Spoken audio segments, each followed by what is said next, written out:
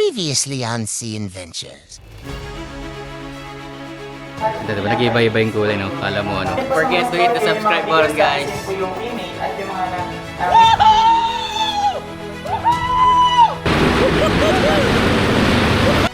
How beautiful the peacock is. Dito tayo sa Baker's Hill. Baker's Hill, ito yung mga famous coffee island na nakabilis talaga dito. Okay guys, so 399 pesos lang dito sa Isla Fiesta. And grabe. We just arrived here in Calauwi. Ayan. So,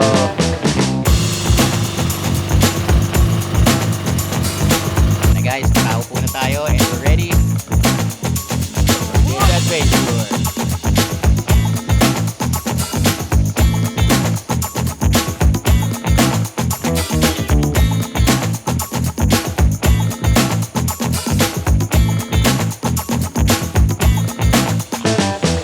Maraming magandang lugar ang pwedeng matuklasan dito sa lupang Sinilangan. Ako nga pala si Jose Sian, ang iyong travel guide. Kaya samahan ninyo ako tuklasin ang mga yaman ng Pilipinas. Mula sa dalampasigan at isla, kabundukan, makasaysayang lugar, at masubukan ang mga masasarap na pagkain. Baka ito na ang iyong next travel adventure. Kaya tara na, samahan ninyo ako at magbiyahe na tayo. Another day, another adventure. Andito tayo sa Puerto Princesa. Okay, so third day na natin. And andito tayo sa Enchanted Cave. And andito tayo sa information. Magre-register po muna tayo. Then sasakay tayo ng bangka banda dito. Pag nakuha na natin yung mga gears natin, papasok sa Enchanted Cave. So update namin kayo after namin makapag-register. So tara, register muna tayo. After natin mabayaran yung mga fees and makapag-register, pupunta naman tayo dito sa dispatch area. Ito, dito. Yan. So pagdating natin dito sa dispatch area, hintay lang tayo ng bangka natin. And so pipila na tayo para tayo na ang mga next na makakasakay ng bangka. Ayan, so waiting na lang kami sa bangka namin guys. Eventually, may capacity seating lang ang isang bangka. Hanggang 8 lang and 9 kami. So we had no choice but to get 2 bangka. So 5 and 4. So, mas malaki yung matitipid kung sakto kayong 8. So, ito yung bangka namin guys. Tara na. Grabe, makita mo, napakalinaw ng tubig.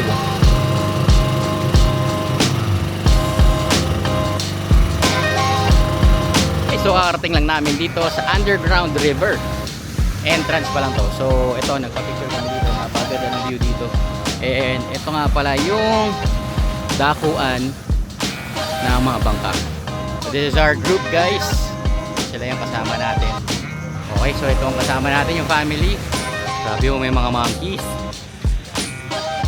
So this is the entrance papunta sa Enchanted River.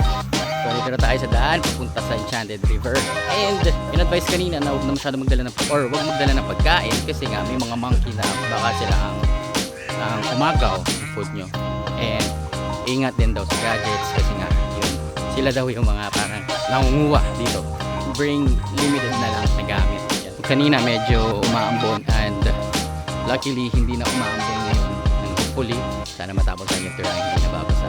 Okay, so before sumakay guys, merong binibigay si Kuya. Ano yan Kuya? Audio device po sir, ito po yung tour guide niyo po sa loob ng cave. Wow, high tech dito guys. So pipili tayo ng language at ano. Ito na yung magiging tour guide natin guys. Audio device plus ito na yung start ng ating Enchanted River Adventure.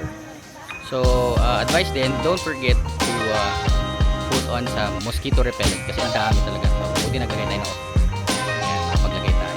Okay guys, nakaupo na tayo and we're ready for this adventure. Meron background music. So inaayos na nila kuya yung ating listening device. So papasok na cave. Ayan. So isa-isa yan. Kasi nila kuya. So naka-headset tayo. Meron tayo naririnig na music. Background music pa lang sa ngayon. And we know that it's working.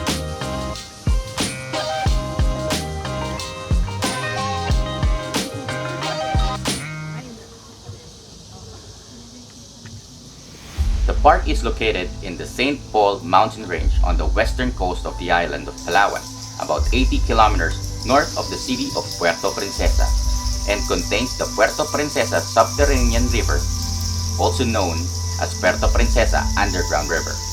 It has been managed by the Puerto Princesa City government since 1992. It was listed as UNESCO World Heritage Site in 1999 and was voted as a new 7 Wonders of Nature in 2012. A major tourist destination, most likely accessed through road trips to the seaside village of Sabang, from where one of the many bangka or kayaks take visitors to the park. A small history: in 2010, a group of environmentalists and geologists discovered that the underground river has a second floor, which means that there are small waterfalls inside a cave. They also find a cave dome measuring 980 feet above the underground river. Rock formation, large baths, a deep water hole in the river, more river channels, and another deep cave, as well as a marine creature and more. Deeper areas of the underground river are almost impossible to explore due to oxygen deprivation. On November 11, 2011, Puerto Princesa Underground River was provisionally chosen as one of the new 7 Wonders of Nature. This selection was officially confirmed on January 28, 2012.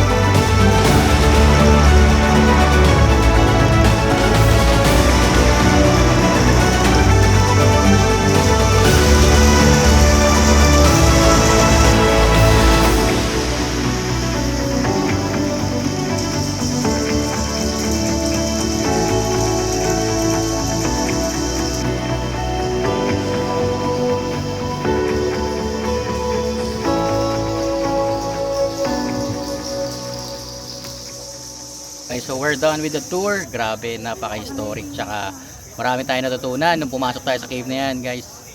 So, ayan. Pinakita ko na sa inyo kung gaano kaganda sa loob. So, if ever nandito na kayo sa Puerto Princesa or you're going to El Nido, don't forget to pass by this tourist spot, Enchanted Cave. There's a lot to learn and ma-appreciate nyo yung nature talaga pag nakapunta na rin kayo dito. It's an additional plus talaga.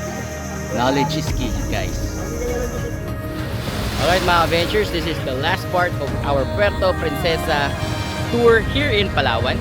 And if you're not yet subscribed, please do it. The subscribe button and hit the notification bell to be updated for more adventures like this. Okay, so there will be a part 2, our El Nido trip here in Palawan. So stay tuned. This marks the end of our video. Maraming salamat sa lahat ng suporta at pagmamahal na ipinakita nyo sa amin mga ka-ventures. Para mas marami pang travel ventures, pindutin ang subscribe button at i-click ang notification bell para laging updated. Tulad ng lagi, stay safe, ride safe, God bless sa ating lahat, Kita-kits sa susunod na video. So, kakabayad lang namin ng fare dito sa may wharf. Dito namin sa may waiting area. What's up, bro?